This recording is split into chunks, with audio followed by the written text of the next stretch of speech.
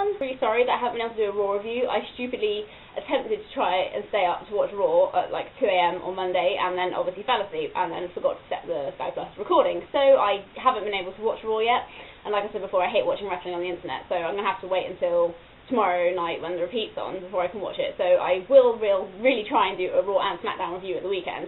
SmackDown, I've already found out what happened thanks to some like spoilers on the internet, but I won't talk about that now until my actual thing, in case obviously you guys don't know. I don't want to ruin it for you. So yeah, because I haven't done a Raw review, I thought I still got to do a video because I get like really slack and I really want to keep up with my videos. So I thought I would do what I was doing on my old channel, with reviewing the old pay-per-views. The last one which I did on my old channel was No Way Out 2000, so I have now reviewed Wrestlemania 2000, which I watched this afternoon. And actually it wasn't too bad. Not the best, but not bad. I have like a really bad throat. It might not sound like it, but talking is actually really hurting me, so that's probably a sign that I shouldn't do this review, but I don't care. I'm going to like keep talking anyway. So, the first match was Godfather and D'Lo Brown versus Big Boss Man and Bull Buchanan, and surprisingly, for a Big Boss Man match, this match wasn't actually horrendous. Don't get me wrong, it wasn't exactly good either, but like in 1999, all of his matches were like terrible. Towards the end, Godfather hits the hoe train on Big Boss Man, Big Boss Man hits the sidewalk slam, and Bull Buchanan hits the diving leg drop on D'Lo Brown for the win.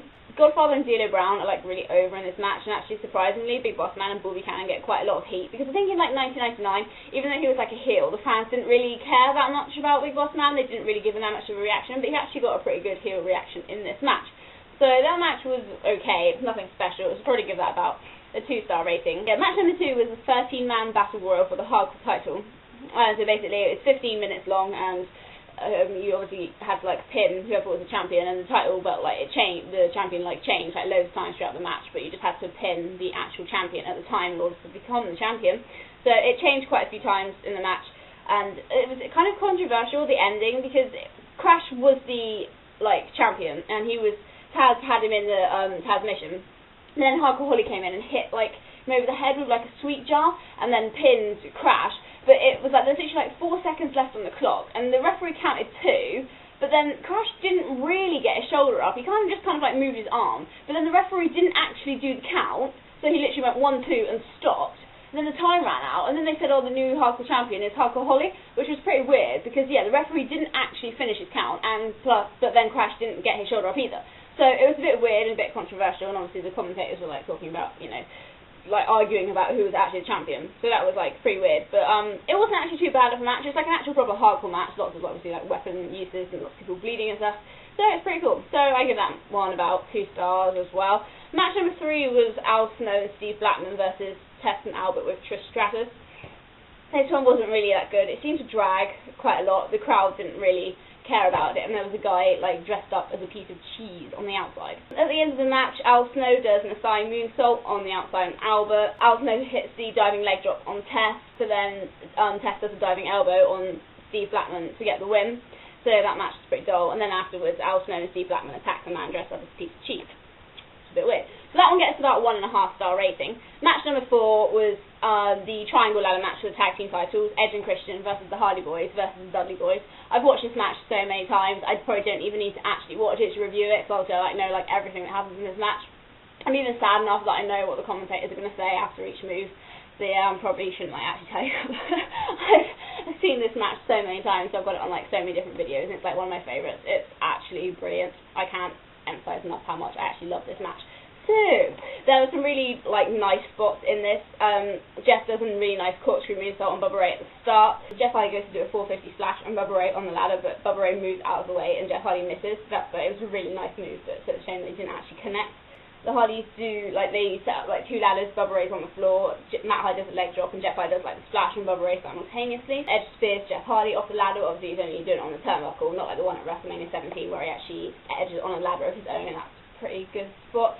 Bubba Ray hits the 3D off the ladder on Christian. The Dudley Boys go to put the Hardy Boys through tables, but Devon dives off the ladder, but Jeff Hardy moves out of the way, so Devon goes through the table, but Matt Hardy gets powerbombed by Bubba Ray through a table on the outside.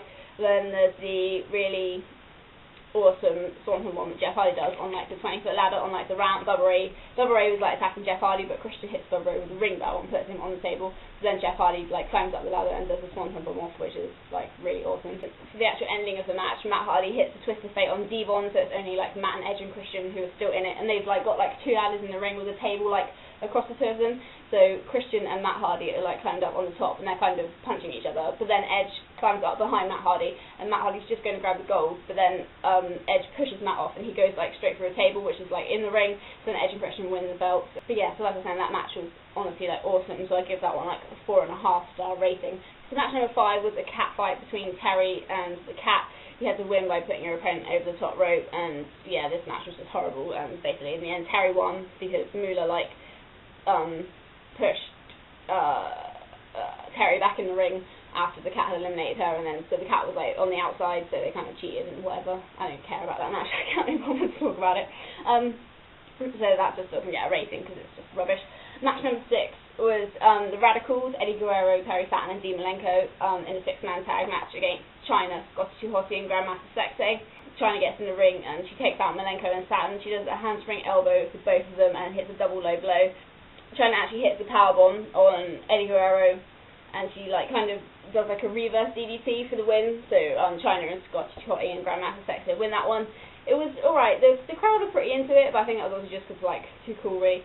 But it was alright. It was not like the best match, so that one gets like a 2-star rating. Match number 7 was really good. It was a triple threat match between Chris Jericho, Chris Benoit and Kurt Angle, and it was a 2-fall match. The first fall was for the Intercontinental Championship, and the second fall was for the European Championship. So obviously Kurt Angle was the Intercontinental and European Championship, so both of his titles were on the line in this one. My throat's getting worse, I really can't talk. But no, this one actually was a really good match. It's pretty back and forth between all of them, really. At the end of it, Kurt Angle hits a belly suplex on Chris Jericho. He locks on the chicken wing crossface, but then Benoit throws Angle out of the ring and hits a diving headbutt on Jericho to get the win. So Angle isn't even involved in the fall when he like loses the Intercontinental Championship. So Benoit is the new Intercontinental Champion. And so the second fall, like I said, was for the European Championship. At the end of this one, Jericho like is going like to do a knockdown on Benoit, I think, but he accidentally knocks down the referee, and Benoit locks on the crossface on Chris Jericho, and Jericho taps out. But obviously there's like no ref. Then obviously Benoit tries to revive the ref, so Jericho locks on the walls of Jericho on Benoit, and Angle hits Jericho with the championship belt. So then Benoit goes for the diving headbutt on Angle, but he actually misses, and then Jericho hits the line shot on Benoit while he's down, so Jericho gets the pinfall, so Jericho is the European Championship. So Kurt Angle lost like both his titles without being involved in any of the falls, so he was pretty furious. But no, that was a really good match. So I'd probably give that one about 4 stars actually. And match number 8 was X-Pac and Road Dogg against Rikishi and Kane. This match just, you know, was pretty pointless, to be honest. Rikishi goes to set up X-Pac for the stink face, but Tori pulls him out of the way. Then Tori ends up getting stink faced by Rikishi, and Kane hits the tombstone pile driver on X-Pac for the win. So yeah, that match was average, 2 stars for that one as well. And the main event was the Fatal 4-Way for the WWF Championship. It was the one which had like a McMahon in every corner. So it was Mick Foley with Linda in his corner against Big Show with Shane in his corner, against The Rock with Vince in his corner, against Triple H with Stephanie in his corner. The first person to get eliminated from the match was Big Show. Shane McMahon tries to like interfere, but The Rock hits him, knocks him off the apron, and Mick Foley hits Big Show with the chair, and The Rock hits the rock bottom. So like I said, Big Show gets eliminated first. The second person to get eliminated from the match was Mick Foley.